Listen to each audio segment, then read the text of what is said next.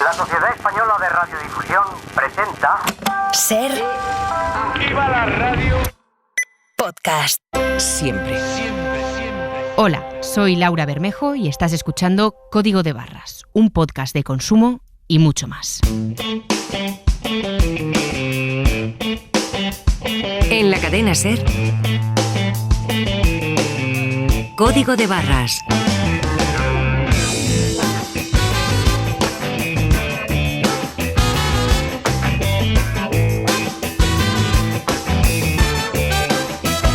Laura Bermejo.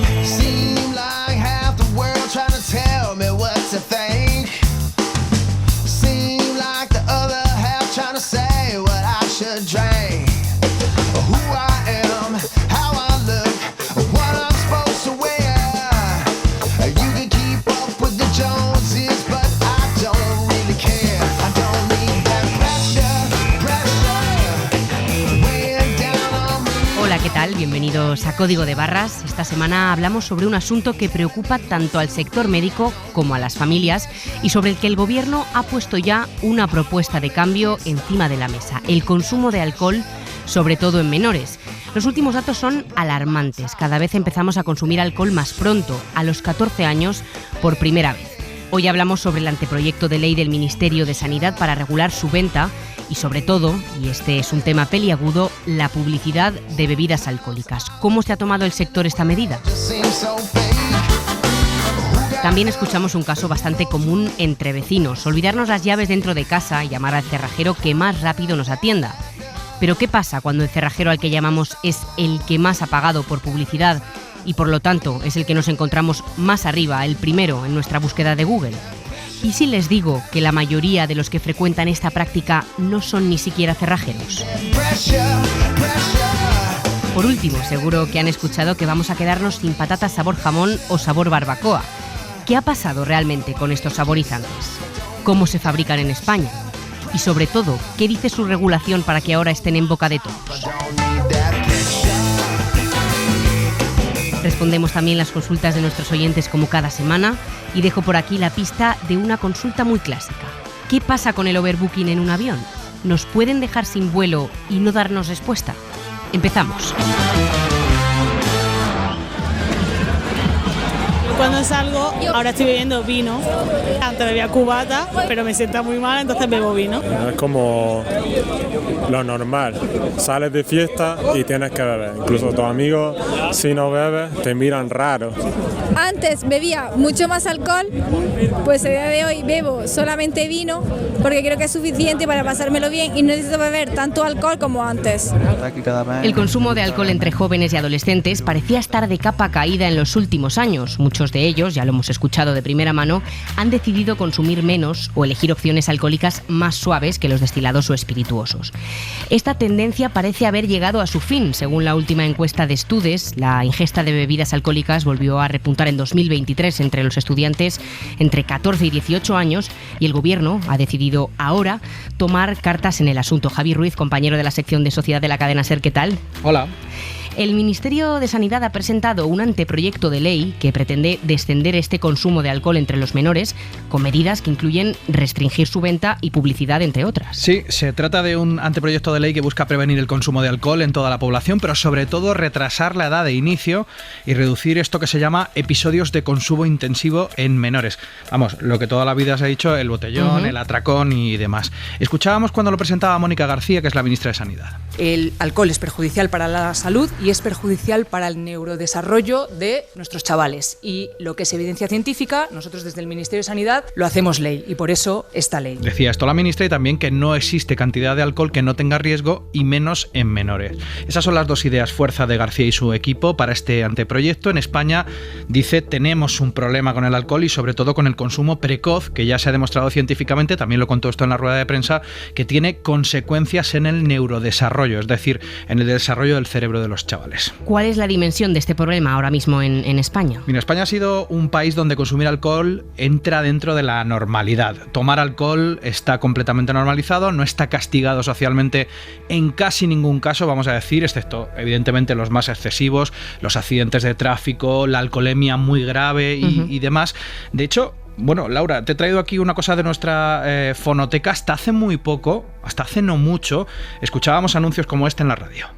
Quina Santa Catalina es golosina. ¿Se acuerda, señora, de que Quina Santa Catalina es golosina? Tomando Quina Santa Catalina se encontrará a gusto. Que no falte en su casa. Quina Santa Catalina. Eran otros tiempos, está claro, pero bueno, en los últimos años nos hemos dado cuenta de que tenemos realmente un problema social con el alcohol, ¿no? Sí, hemos pasado de aquello de darle Quina Santa Catalina hasta los niños a lo que pasa ahora, porque claro, la estadística es demoledora. Sin contar las muertes por accidente de tráfico, en el 50% de los casos estas muertes las provocan conductores que van bebidos al volante. El 3% de las muertes anuales en España las provoca el alcohol. En 2021, que es el último en el que hay datos de este tipo, se produjeron en España la friolera de 13.887 muertes atribuibles directamente al alcohol. La gran mayoría, estas son las que se detectan por cáncer o por enfermedades digestivas. ¿Y qué pasa en concreto entre los jóvenes? Luego están las cifras de los jóvenes que son, bueno, realmente alarmantes. 1 de cada 5 adolescentes de entre 14 y 18 años en nuestro país admite que se ha emborrachado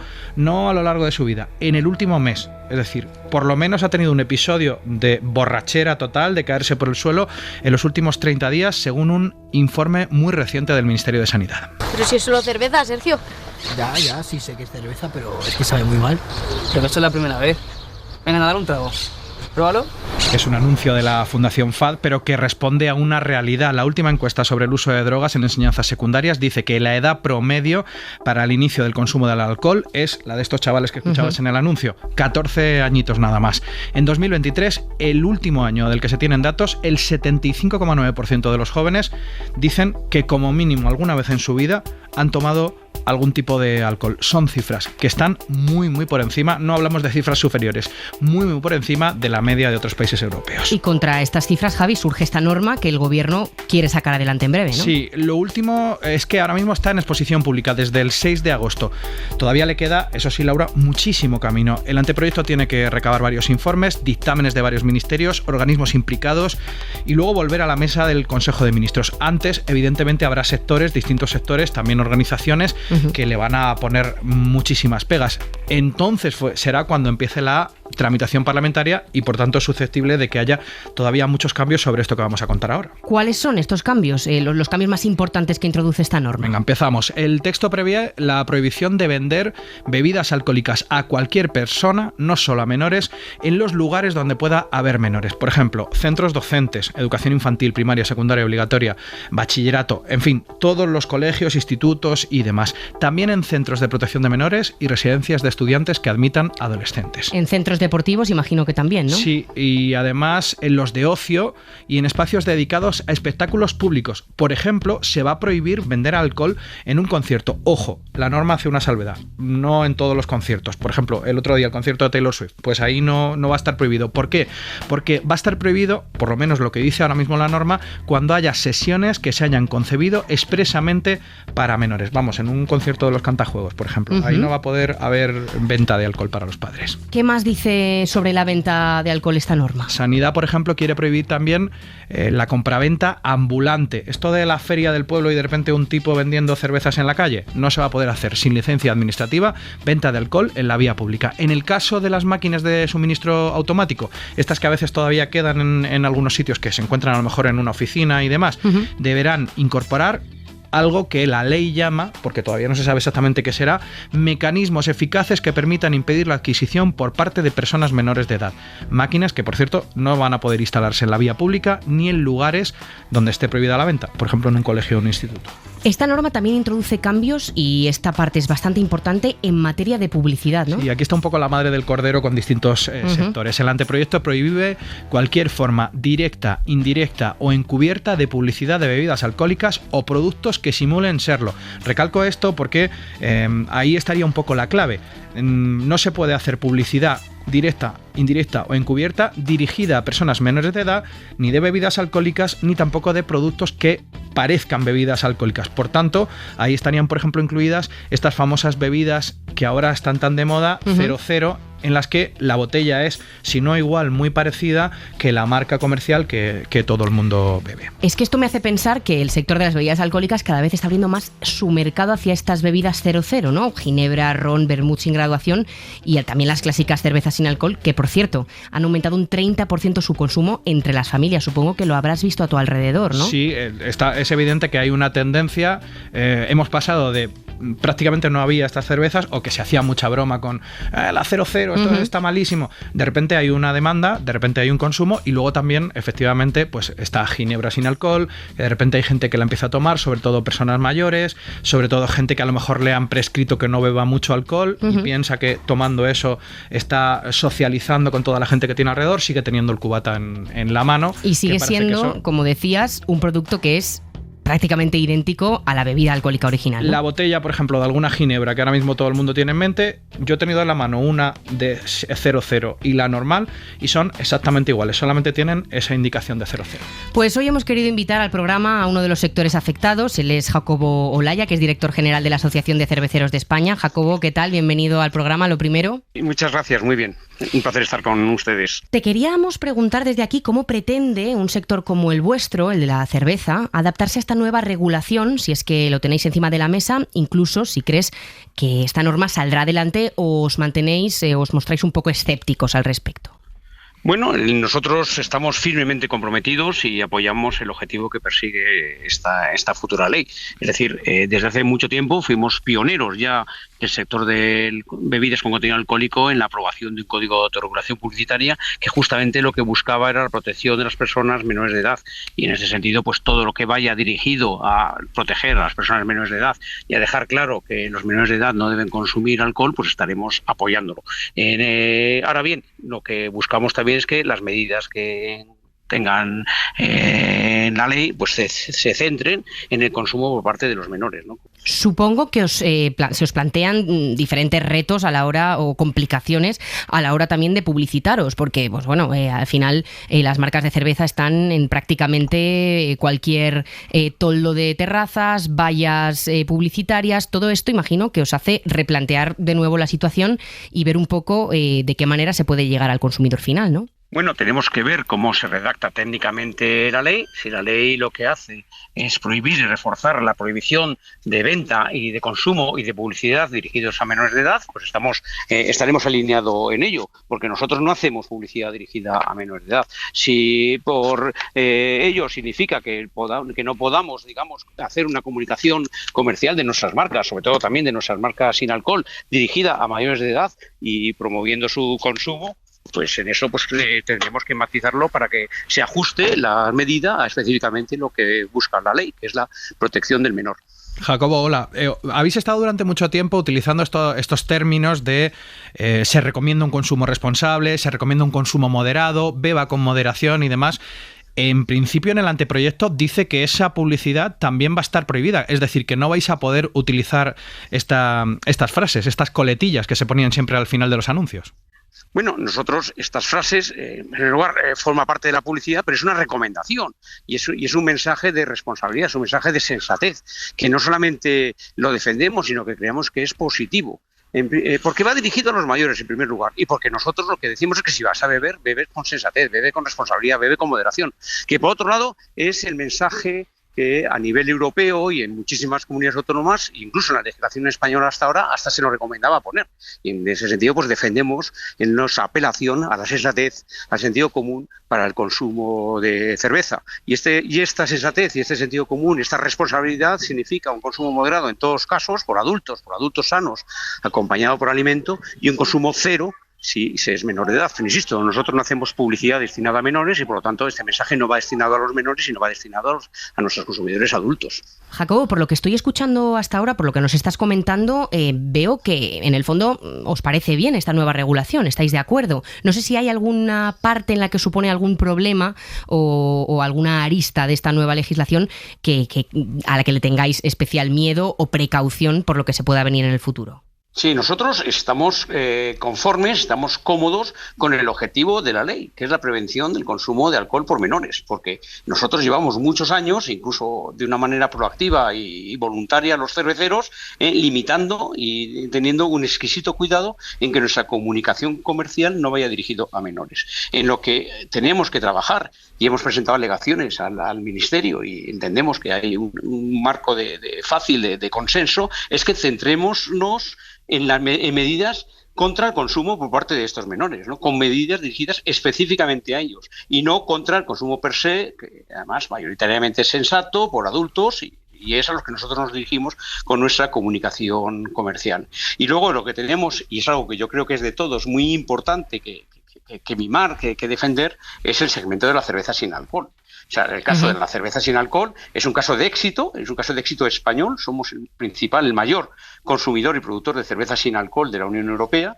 Cerca del 14% de la cerveza que consumimos en España por los españoles es de esta variedad sin alcohol. Y esto, pues algo que creemos que es una alternativa extraordinaria para aquellos consumidores de cerveza que desean consumir cerveza, pero que no quieren o no pueden consumir alcohol ni siquiera en la baja graduación que tiene la cerveza. Y si finalmente se prohíbe lo de consumo responsable, consumo moderado y demás, ¿qué van a hacer? Bueno, esta alegación de consumo moderado, consumo responsable, la dejaremos de utilizar, lógicamente, ¿no? Nosotros somos fieles cumplidores con la legislación, pero creemos que es una pena, porque esta recomendación al consumo moderado, al consumo responsable, aparece en prácticamente todas las recomendaciones que se nos hacen desde, por ejemplo, en el informe último del Parlamento Europeo sobre la prevención de consumo abusivo de bebidas alcohólicas, se nos incita a recomendar el consumo sensato, el consumo moderado. Por ejemplo, en la propia Ley General de Comunicación Audiovisual se nos incita y se nos obliga a poner una leyenda sobre consumo moderado o consumo responsable. Si se nos prohíbe, lo prohibiremos,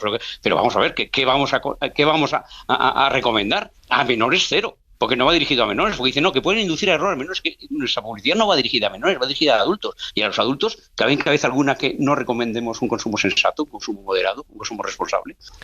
Pues Jacobo Olaya, director general de la Asociación de Cerveceros de España, muchísimas gracias por haberte acercado hoy aquí a Código de Barras. Es un placer y estoy a vuestra disposición siempre. Javi, escuchando a Jacobo Olaya, parece que puede haber acuerdo por parte del sector de las bebidas alcohólicas y en concreto del sector cervecero, ¿no? Sí, tiene pinta de que lo puede haber. Te recuerdo que el anteproyecto está todavía en fase de nacimiento prácticamente, ni siquiera de crecimiento, todavía tenemos que ver muchos cambios, pero el acuerdo estará, sí, como han dicho los cerveceros, va enfocado a los menores, toda la legislación que el gobierno quiere hacer. Lo que pasa es que el Ministerio ha dicho que quiere ser muy ambicioso y uno de los puntos de fricción, ya lo vemos claro desde el inicio, va a ser este tema del consumo responsable del que le preguntábamos y también la publicidad de las 00. Y en ese tema, muchos expertos, muchas asociaciones, también los médicos, señalan que ojo con estas botellas etiquetadas, con el 00, porque son las que, entre otras cosas, sirven para crear a los chavales el hábito. Nos lo ha contado Marian García, es psicóloga especializada en adicciones y es directora del Centro de Adicciones Orbium Desarrollo. Aunque no contengan graduación alcohólica, pueden ser una puerta de entrada al consumo del alcohol, porque son muy parecidas en cuanto al sabor, desde luego el color, la presencia es la misma, y entonces ya me voy habituando a tener eso en la mano, que sin alcohol, pues puede ser la puerta de entrada para que cuando tenga un poquito más de edad, pues ya decida beber ginebra o cualquier cerveza que sea con alcohol. Por otro lado, tenemos que tener en cuenta el poder de la marca de lo que se está consumiendo, aunque sea sin alcohol, pero yo estoy tomando una marca determinada que sí está bien vista dentro de lo que es mi grupo de pares, mi grupo social, pues me sentiré como más bien acogida y más partícipe del grupo en el que estoy. Esta reflexión de Marian García que se une a esta otra porque nos ha contado que es verdad que la ley está bien, que está bien enfocada para menores, pero que debería ser más amplia para todas las edades. Me parece muy bien que se enfoque mucho sobre los jóvenes, porque es ahí donde debemos empezar siempre las tareas de prevención. Cuando todavía no se ha instalado un hábito que puede llegar a ser peligroso, porque va a generar un mayor control por su parte de ellos, aunque beban algo alguna vez, pero lo harán con mayor control y tendrán más claras las consecuencias. Y bueno, debería ser también para los mayores, para la gente adulta, porque también tenemos muchas situaciones de riesgo. Hacerla exclusivamente para un colectivo creo que siempre va a ser eficaz, porque es el punto de inicio, como he dicho antes, pero que debería completarse para toda la sociedad. La ley está no en pañales, está mucho antes. Y vemos que poco a poco estas aportaciones, la de Marian, la de Jacobo, seguramente le van a aportar. Pues este es el primer paso. Desde luego que parece que hay un consenso en que los jóvenes, los menores, deben tener bastante claro que el consumo de alcohol es nocivo y debemos regularlo lo primero por esa parte. Veremos en qué queda todo esto, Javi. Lo veremos. Gracias. Un saludo. Síguenos en Twitter, en Facebook y en Instagram, @Código de Barras. Y escúchanos siempre que quieras en SER Podcast y en la web de la SER.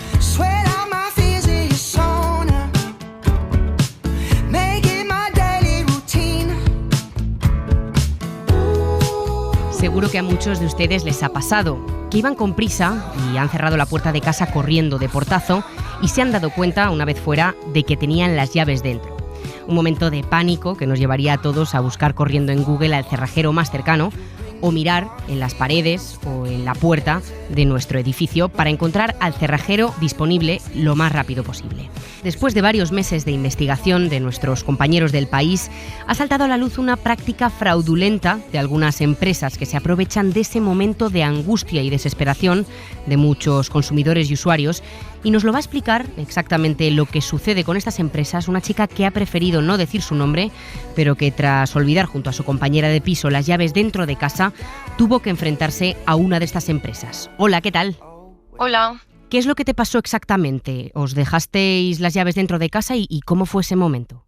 Sí, bueno, nos dimos cuenta que estaban las llaves dentro y ninguna de las dos sabíamos, o sea, teníamos la llave y ahí encontramos un teléfono de un cerrajero y llamamos. Luego nos hicieron esperar como 2 horas o así, al final llegaron con mala gana, preguntamos un presupuesto, no nos lo quisieron dar, tiraron para adelante, nos quitaron el bombín, nos quitaron todo. Y una vez ya con todo fuera, nos hicieron pagar ya 700 euros de entrada. Dijeron que tenían que ir a buscar un material de no sé dónde y les reclamé también los recibos del material, no quisieron dármelos. Y al final, entre una cosa y otra, nos acabaron cobrando como 2.200 euros, que es una barbaridad. 2.200 euros por abriros la puerta, en este caso por la emergencia de que os habéis dejado las llaves dentro, ¿no? Sí. ¿Cómo encontrasteis el teléfono de estos cerrajeros a los que al final acabasteis llamando? Bueno, estaba un cartel en el portal que pensábamos que era de la comunidad y resulta que al final no, porque estuvimos preguntando y nadie sabía de dónde había salido. O sea, que al final era un cartel publicitario, ¿no?, de estos cerrajeros. Sí. Cuando os están haciendo el servicio, intentando abriros la puerta y demás, ¿hacéis alguna pregunta? ¿Cómo es su trabajo mientras están con vosotras? Bueno, preguntamos en todo momento qué nos costaría, qué tenían que hacer y todo el rato era, bueno, ya veremos, bueno, eso depende, como nos daban muchas largas, ¿no? De repente os veis con esa factura, ¿no?, con esos 2.000 euros, ¿accedéis a pagarlo, imagino? Sí, claro, porque no se iban a ir, si no. Uh-huh. Y luego, ¿cómo os dais cuenta de que en el fondo era un precio absolutamente abusivo? Obviamente ya nos olíamos algo, pero tampoco teníamos ni idea de cómo iba la cosa, ¿no? Entonces fuimos a un cerrajero de confianza del barrio y ahí nos lo dijo que más de 200 euros no. No sé si visteis en ese cartel alguna homologación o algo que dijera pues de la Unión de Cerrajeros, o consultasteis, por ejemplo, esta empresa en Google, o simplemente, como estabais en ese momento de urgencia y de pánico, intentasteis la solución más rápida. Sí, precisamente eso. Teníamos mucha prisa y todo y pues no vimos nada. Luego sí que buscamos la empresa y todo y fue un shock porque sí que dicen que, bueno, que eso es un timo, básicamente. Opiniones de usuarios que decían que evitáramos eso a toda costa, pero claro, ya nos dimos cuenta más tarde. Pues muchísimas gracias por contarnos esta historia hoy en Código de Barras. Vamos a tratar de hablar también con gente del sector de la cerrajería para intentar explicar qué es lo que está pasando con este tema. Muchas gracias y un abrazo grande. Gracias. Tenemos al teléfono a Adrián Paniagua, portavoz de UCES, la Unión de Cerrajeros. Adrián, ¿qué tal? Hola, bien. Estábamos escuchando el caso de esta oyente que nos contaba que le cobraron 2.000 euros por abrir una puerta. Al final tuvieron que cambiarle muchísimas piezas. No sé si, tú que trabajas a diario con este tipo de casos, estaríamos hablando de un precio bastante desorbitado, ¿no? Efectivamente, un precio muy inflado. No sé el tipo de apertura que sería, pero no creo que sea una apertura para llegar a ese precio. Nosotros los precios que trabajamos los miembros tanto de la Unión de Cerrajeros como las asociaciones que lo componen, no trabajamos con esos precios. O sea, 2.000 euros nos parece una pasada de precio.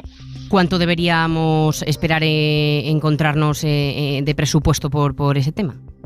A ver, no sé el tipo de avería que tendría, hay que ver la situación en concreto, pero nosotros cobramos una apertura de resbalón, que es lo más habitual, que es que se deja la llave dentro. Ahí suele oscilar entre 80 y 150 euros, dependiendo de la hora y todo eso. Y luego ya aperturas más complicadas, que sea una cerradura averiada, una cerradura de alta seguridad, puede llegar hasta 250 euros como mucho. Hoy hablamos precisamente de este tema porque ha estado un poco en actualidad, porque Google ha suspendido la publicidad de los servicios de cerrajería dentro de su buscador, ¿no? En este caso era una pegatina, un cartel de publicidad en el portal de su edificio, pero también estamos viendo casos de este tipo de cerrajeros que tienen precios absolutamente abusivos, que se anuncian y que pagan dinero por estar los primeros en la búsqueda de Google. ¿Vosotros estáis encontrando un problema importante con este tipo de profesionales?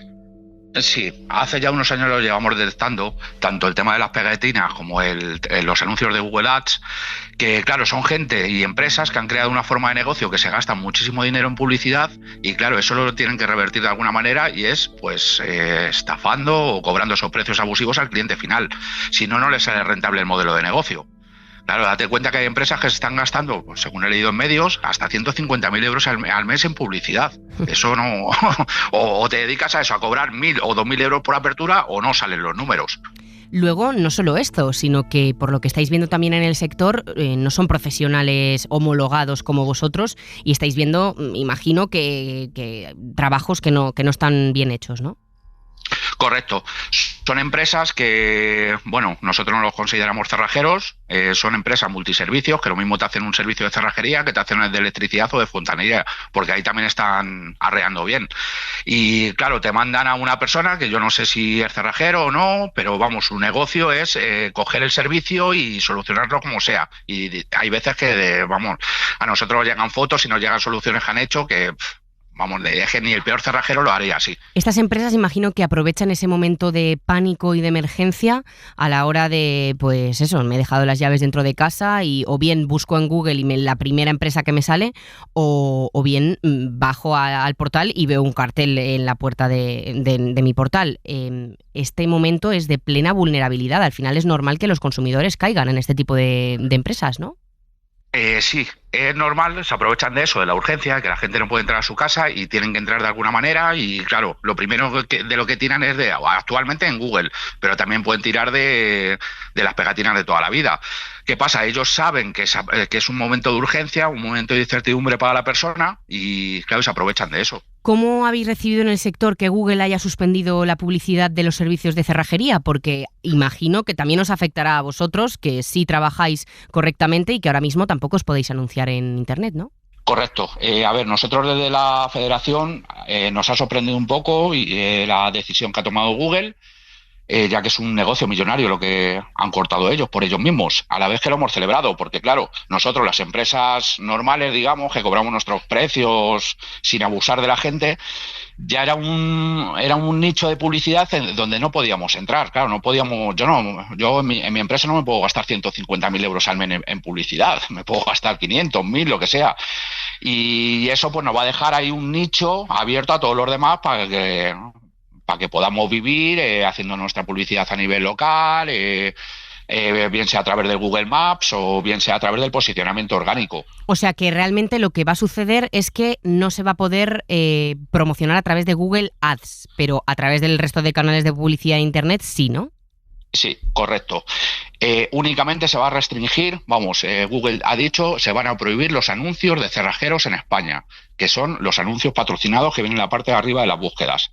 El resto va a seguir funcionando normal. Adrián, por último, y para que podamos dar la mejor información de cara al consumidor, si nos sucede esto y estamos en este momento de urgencia y de necesidad, ¿cómo podemos detectar que realmente estamos llamando a un cerrajero profesional y no a una empresa como las que nos comentabas que utilizan a cualquier tipo de persona que pueda hacerte una chapuza como la que hemos escuchado? A ver, lo primero, calma, ¿vale? No se va a acabar el mundo porque esperemos 5 minutos más, ¿vale? Eso. Luego, lo segundo, buscar una empresa. Si buscamos a través del móvil, buscar una empresa que sea posiblemente que sea de las cercanías, ¿vale? Una empresa local.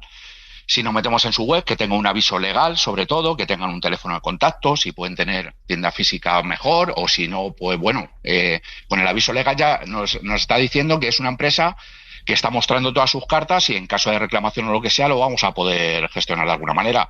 Estas empresas lo que hacían eran una especie de landing page sin ningún tipo de aviso legal, ni nada, ni nombre de la empresa, ni nada, simplemente ponían cerrajeros, tanto o Madrid, por ejemplo, y ya está. La empresa no era Cerrajeros Madrid, luego hay una empresa detrás, pero no están dando la cara. Yo ahí lo que recomiendo es, lo primero, tranquilidad, buscar una empresa local y sobre todo pedir presupuesto, ¿vale? Uh-huh. Es verdad que para el cerrajero hay veces que se nos hace difícil, que solamente se me ha roto la cerradura o quiero cambiar la cerradura. Hay miles de modelos de cerraduras. En caso de que tengamos duda, pedimos una foto por WhatsApp y en 5 minutos está solucionado y podemos dar un precio. Casi siempre podemos dar el precio por adelantado y no firmar nunca fírmeme aquí una autorización para abrir la puerta. No, porque estas empresas lo hacen así. Fírmeme usted aquí la autorización y en realidad lo que está firmando es un presupuesto aceptado, ¿vale? De Cuidado verdad, con lo que se firma. Sin que lo ponga expresamente que es el presupuesto. O sea, te están haciendo firmar un papel que no es el que estás firmando, ¿no? Eso es, que sea un presupuesto firmado, ¿vale? Uh-huh. Aún así, tienen que informar siempre del presupuesto, ¿vale? Yo cuando vamos a realizar una apertura, decimos, el precio van a ser 80 más IVA, incluso sin que nos pregunten, pero se lo decimos, ¿vale? Porque si vas con transparencia es porque no tienes nada que ocultar. De la otra manera, ya te abren la puerta 500 o 1000. Uh-huh. Vamos, yo me imagino la situación del cliente, pues tiene que ser una situación bastante incómoda y real para que te digan 1000 euros por hacer así con un plástico en 30 segundos. Claro. Y luego, sobre todo, cerrajeros que estén homologados o que pertenezcamos a alguna asociación o la Federación Española UCES, ¿vale? Uh-huh. En Madrid estamos en la Asociación Madrileña de Cerrajeros. UCES es la federación de asociaciones que hay en toda España. Si buscamos ahí algún cerrajero vamos a tener garantía de que no vamos a sufrir ninguna estafa. En la página uces.es, uces.es, ahí la gente puede encontrar cualquier cerrajero que haya en su zona. Pues Adrián Paniagua, portavoz de UCES, Unión de Cerrajeros, muchísimas gracias por todos estos consejos prácticos y esperemos que a partir de ahora la situación mejore. Un abrazo grande. Otro para ti. Gracias. Código de Barras, un programa de consumo y mucho más.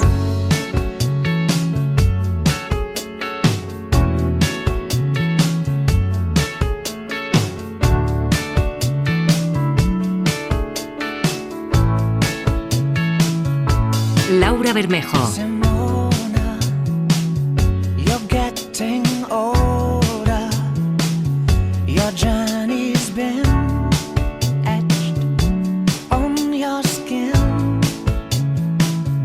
Abrimos ya nuestro consultorio. Esta semana nos acompaña José Carlos Cutiño, portavoz de OCU. José Carlos, ¿qué tal? Bienvenido. Hola, encantado de estar con vosotros. La primera consulta la manda Miguel, desde Barcelona. Compró un ventilador de techo de la marca Create y finalmente lo devolvió porque hacía mucho ruido, pero no lo hizo en su caja original. Fue la propia marca la que le proporcionó una empresa de transporte para la devolución y su historia siguió así. Lo envolví lo mejor que pude, puse frágil por todos lados y demás, porque era un ventilador de techo, y resulta que ahora que les llega el ventilador me dicen que el ventilador ha llegado abollado, roto, estropeado, de demás adjetivos, y me dicen que no tengo ningún derecho a reclamar absolutamente nada, y que me quedo sin ventilador. O me compro uno nuevo o que os me devuelven el que les ha llegado roto cuando la empresa me ha proporcionado ellos, cuando mi ventilador se envió en perfectas condiciones. José Carlos, nuestro oyente, entregó el ventilador en buenas condiciones. ¿Qué opciones tiene ahora? Parece que se trata de un ejercicio del derecho de desistimiento, es decir, no se trata de un producto que venga defectuoso, sino que ejercita su derecho de desistimiento en plazo. Claro, en estos casos hay que estar a las condiciones que establece la propia tienda online sobre a quién le corresponde cubrir los gastos de devolución. Parece, no nos lo cuentan, no sabemos si se hace cargo de esa devolución la propia empresa vendedora o si va a cargo del del cliente, porque parece que aquí la responsabilidad debe de ser de la transportista, ¿no? Aparentemente se hace encargo de un producto en perfectas condiciones, que se embala conforme a sus especificaciones y en la caja determinada por la propia transportista, y que llega, pues como llega en estos casos, pues tendría que ser quien haya sufragado los costes de ese traslado, sea el comprador en ejercicio del derecho de desistimiento, o sea la empresa vendedora, porque así lo tenga establecido en sus condiciones generales, tendrá que ser quien reclame a la transportista por ese deterioro. Lo que no debería es de recaer finalmente sobre el consumidor, porque evidentemente corresponde a quien ha hecho el porte responder por un producto que en principio recibe en condiciones pero que entrega defectuosamente.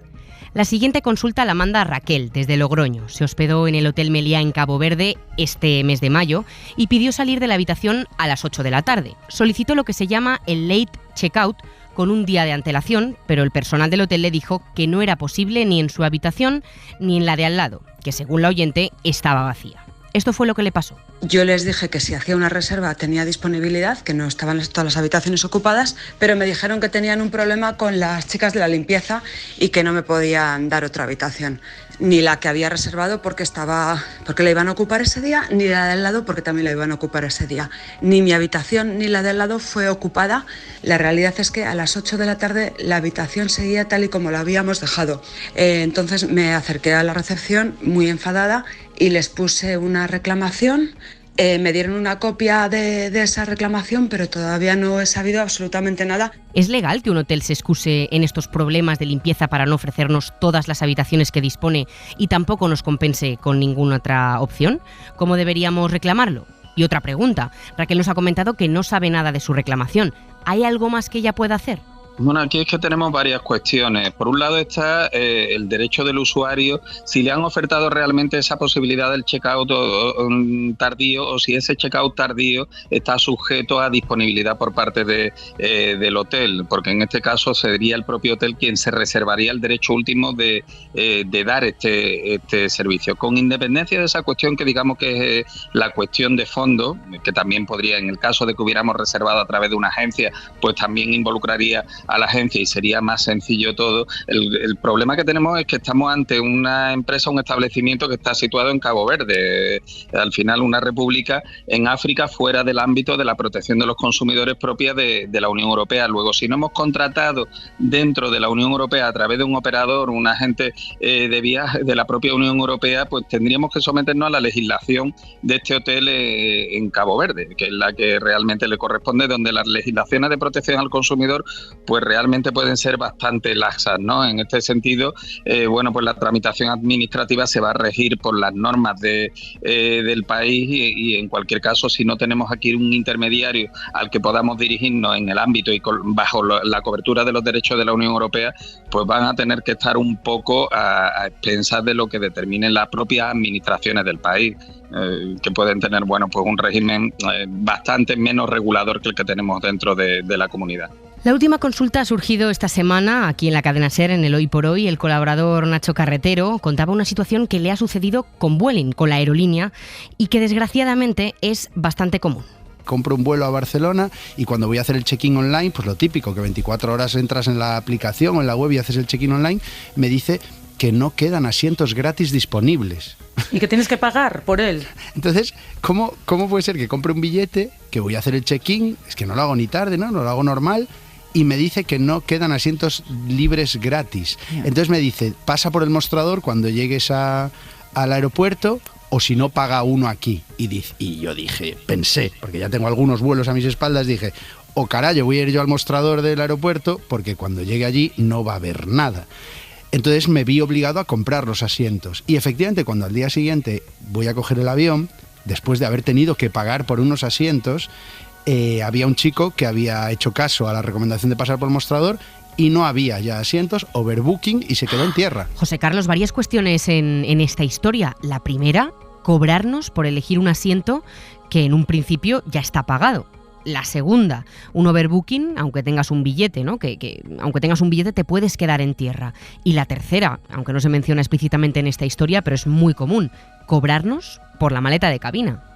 Bueno, de hecho tenemos ahí unas sanciones puestas por el Ministerio de Consumo por cobrar por el equipaje de cabina, por cobrar por la elección de asientos, es decir, este tipo de cuestiones, de exigencias están ya sancionadas desde el punto de vista administrativo. Habrá que ver qué recorrido tiene luego en el ámbito de lo judicial, de lo contencioso administrativo y si al final se consolidan esas sanciones o no, pero ya el Ministerio de Consumo ha definido como abusivas ese tipo de prácticas. Aquí además el tema se retuerce todavía más, ¿no? Porque parece que se utiliza el tema de la elección de asiento previo pago como una fórmula para evitar las consecuencias evidentemente lesivas de un overbooking. Un overbooking que además te lo pueden aplicar tengas elegido asiento o no lo tengas elegido, ¿eh? Cuidado, que el hecho de tener elegido un asiento no quiere decir que no te vayan a aplicar al overbooking, porque como bien decíais, desgraciadamente el overbooking es una práctica admitida en la operativa de las líneas aéreas. Bueno, todo esto, evidentemente, la exigencia del cobro por equipaje en cabina, la exigencia del cobro por elección de asientos, son elementos que hay que denunciar, hay que presentar la reclamación previa y que hay que denunciarlo ante las autoridades de consumo, precisamente en este tipo de procesos que hay abiertos ahora mismo como infracción administrativa. La segunda parte es la del overbooking, y ya digo, se puede dar ese overbooking, tengas o no tengas reservado el asiento. Es paradójico, pero es así.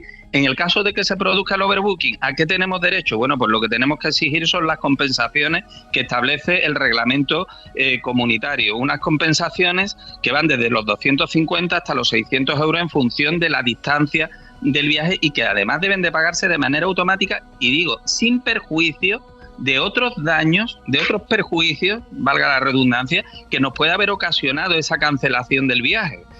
Con lo cual, aquí hay que dejar constancia de que se ha producido el overbooking. Hay compañías que directamente te indemnizan, son políticas de calidad, sabes que lo han hecho porque se lo permite la ley, pero saben cuáles son tus derechos e inmediatamente te piden número de cuenta y te hacen el ingreso, o si es tarjeta, te hacen el ingreso en tarjeta casi automático. Pero también hay compañías que hay que terminar recurriendo incluso a los tribunales de justicia para conseguir que te hagan el ingreso de esas indemnizaciones. Pero en cualquier caso, que tengamos conciencia de que estamos expuestos siempre a estas prácticas de overbooking y que en caso de que se produzcan, tenemos derecho a exigir.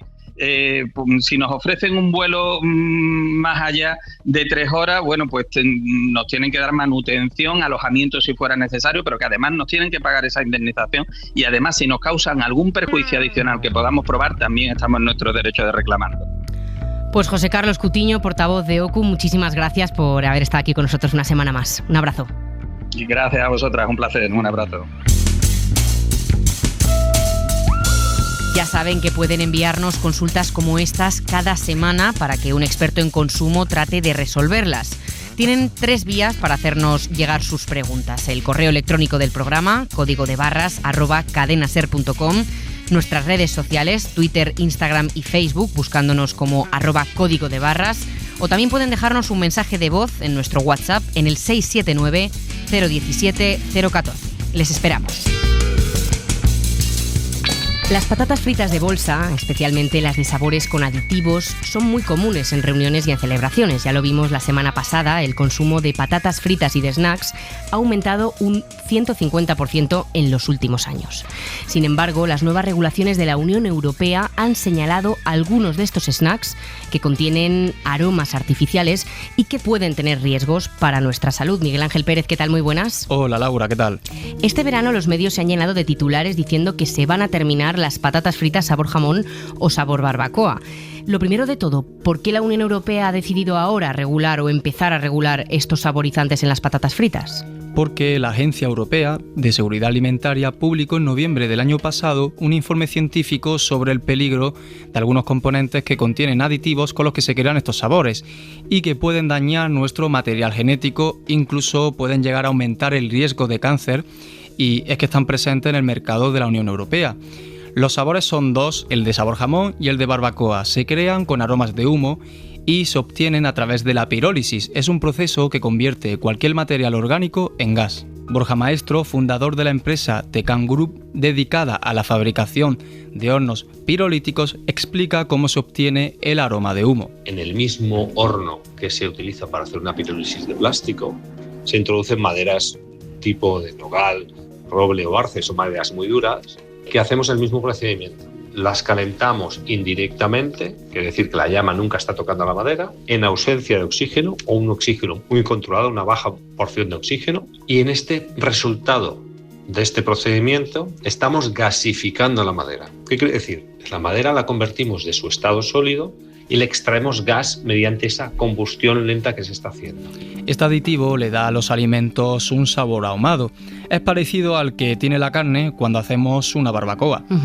Es en este proceso, el proceso de pirólisis, donde se obtiene ese líquido concentrado de humo y con una cantidad muy pequeña de este componente se hace el sabor de jamón o barbacoa, en este caso para las patatas. Aunque sea muy ínfimo, sigue preocupando a la Unión Europea. Cualquier extracción de humo puede afectar negativamente a nuestro cuerpo, por lo que debe evitarse. Por eso ahora los fabricantes tienen el desafío de encontrar una alternativa o sustituto al humo. El problema, según Borja Maestro, es que esa alternativa no existe. La alternativa es utilizar otro tipo de sustancias aromáticas que no provengan de una oxidación de una materia orgánica, que lo convertamos en carbonos. Va a ser muy difícil que en el mercado exista un producto que iguale esas características de ahumado, por así decirlo, ¿no? De lo que nos gusta, aquel olor que tiene cuando estás comiendo esa pieza que te reproduce la hoguera, por así decirlo, el procedimiento este antiguo. Sabiendo esto, Miguel, ¿qué pretende hacer ahora esta nueva regulación que comentas? Ahora el Comité Permanente de Plantas, Animales, Alimentos y Piensos de la Unión Europea pretende retirar 8 aditivos del mercado que se fabrican a través de esta técnica. Sí que es cierto que no se ha confirmado que sean definitivamente dañinos, pero la Agencia Europea de Seguridad Alimentaria tampoco es que haya podido garantizar su seguridad. Además de estas patatas fritas que comentábamos, ¿a qué otros alimentos afecta esta regulación o esta nueva señalización en esos componentes? Además de las patatas, afecta a jamones, quesos ahumados, pescados como el salmón, sopas y algunas salsas. ¿Y cuáles son los aditivos que se pretenden regular? Quitando uno que se llama concentrado de humo, los demás que tienen nombres un poco peculiares, hay que decirlo. Uno se llama Profagus Smoke o Zesty Smoke Code. Para que el consumidor los identifique, lo que debe hacer es localizar en el etiquetado las iniciales SF y el número que les siga. Por ejemplo, si ven un SF que tenga el número 7 o 10, no tiene nada por lo que preocuparse, porque son los únicos 2 aditivos que no están señalados como peligrosos. Cualquier otro número que vean, el consumidor debe saber que estos aditivos sí tienen un peligro y que además están en análisis ahora mismo. Pero espera un momento, ¿quieres decir que sigue habiendo alimentos con estos aditivos señalados como peligrosos que siguen estando en el supermercado? O sea, ¿no están retirados? No están retirados. La Comisión Europea anunció que el periodo para que estos alimentos dejen de fabricarse con estos aditivos oscila entre 2 y 5 años. Es decir, que en este tiempo todavía vamos a poder comprarlos. El gran reto para los fabricantes será reemplazar estos aditivos fabricados por pirólisis por alternativas más seguras. Si lo consiguen, no hará falta retirarlos del mercado. ¿Por qué todos los sabores que hay en general, de todos los que hay de patatas fritas, solo son peligrosos estos, los de jamón y los de barbacoa? Básicamente por el humo, porque sí que es verdad que luego hay otro tipo de patatas que podemos verlo en las tiendas, sabor huevo frito, sabor paprika o sabor pizza.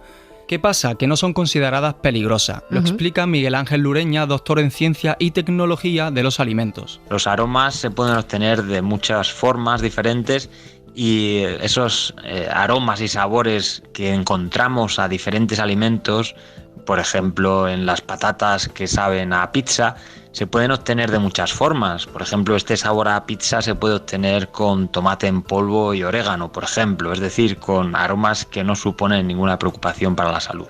Por lo tanto, el foco ahora mismo está en esa fabricación por humo.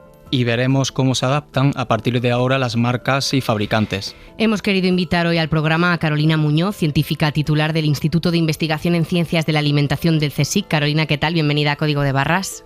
Hola, buenos días. ¿Cómo afectan los aromas de humo a ese sabor que tienen los productos como las patatas fritas o el jamón? O sea, ¿qué hace que estos sabores sean tan atractivos para los consumidores? Bueno, los aromas de humo y en general los aromas de los alimentos van a afectar enormemente la percepción sensorial, siempre y cuando estén en una concentración suficiente, es decir, estén por encima de su umbral de olfacción para ser detectados. ¿Qué es la percepción sensorial de los alimentos? Es una suma de estímulos externos que van a activar nuestros sentidos, que puede ser la vista, el tacto y en concreto relacionado con la percepción durante el consumo serían serían los sentidos químicos, es decir, el gusto y el olfato. El aroma contribuye enormemente al sabor de los alimentos. Algunas fuentes indican que hasta el 80% de lo que conocemos como el sabor de los alimentos viene dado por el aroma. O sea que realmente estas patatas fritas a nosotros nos entran, como tú dices, por el aroma, ¿no? Prácticamente ni siquiera en su gran mayoría por el sabor que tienen, ¿no? Sí, o sea, el aroma contribuye al 80% de su sabor. Digamos que el aroma es un enorme indicador del sabor del alimento, ¿vale? Y siempre los compuestos volátiles están, digamos, de alguna manera olvidados, porque siempre nos solemos referir al gusto, pero bueno, realmente es el aroma lo que más contribuye al sabor. Uh-huh. Entonces, una vez que han activado estos receptores, pues se liberan una serie de neurotransmisores y se produce una cascada de reacciones que da lugar a una activación del cerebro. Y nuestro cerebro interpreta primero qué estímulo es, qué intensidad tiene y si le gusta o no le gusta este estímulo.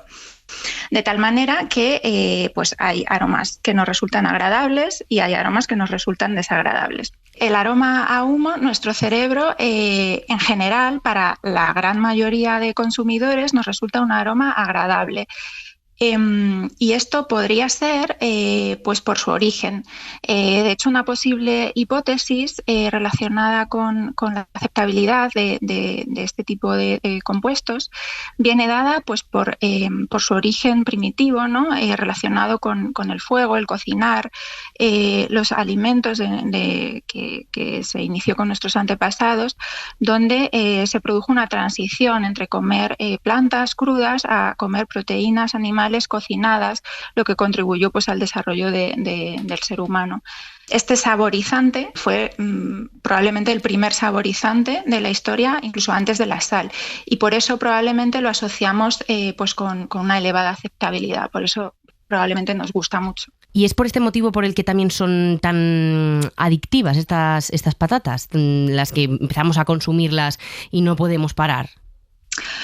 Claro, o sea, las causas detrás de por qué son tan adictivas pues probablemente están relacionadas con nuestra respuesta cerebral a ese estímulo. O sea, nuestro cerebro lo interpreta como positivo, como algo muy palatable, que le gusta mucho y probablemente, como he comentado, una de las posibles hipótesis es esta relación que hacemos, ¿no? con nuestro origen primitivo de lo que evoca el fuego para el ser humano, ¿no? El cocinar los alimentos. ¿Qué cambios podría haber en ese sabor o en ese gusto o que podrían notar los consumidores si se acaban sustituyendo estos aditivos por los que comentábamos, por alternativas al final más seguras que no sean como las del humo? ¿Notaríamos un gran cambio? Depende si digamos que se va a sustituir estos compuestos por otros compuestos similares, a concentraciones similares también, y solo va a cambiar el origen o su fuente de obtención. Creo que se ha comentado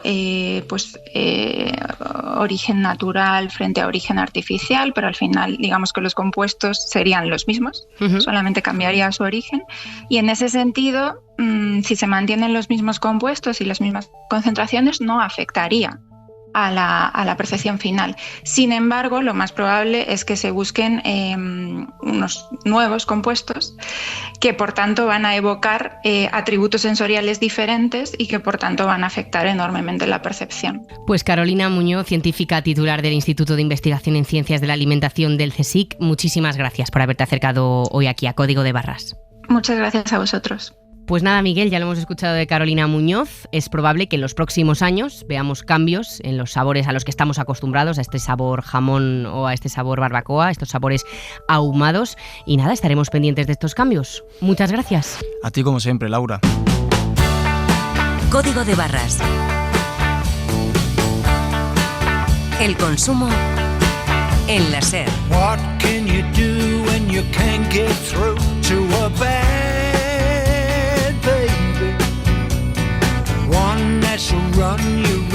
Hasta aquí el programa de hoy. Esta semana en la producción ha estado Miguel Ángel Pérez, en la técnica Jorge Jiménez y en el diseño sonoro Marcos Granado.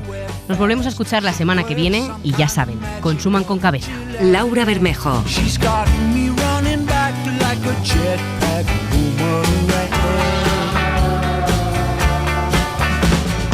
What can you they say when you can't keep away from a bad, bad, bad baby, you better believe you're gonna hang your head and cry. Each time I say that's it, I'm done, she's got a way of going, whoa, come on, that gets me running back like a jetpack boomerang. Yes, but when she says she loves me, angel choirs sing, stars come out in the daytime, and I forgive her everything I ask her. Is it true? You only make me blue, baby, 'cause you know that I'll be back like a jetpack boomerang. Suscríbete a Código de Barras. Todos los episodios y contenidos adicionales en la app de Cadena SER y en nuestros canales de Apple Podcast, Spotify, iVoox, Google Podcast y YouTube. Escúchanos en directo en la SER los domingos a las 6 de la mañana. She says she loves me, I hear a symphony begin, but then the music fades away and the heartaches start again. I ask her, is it true?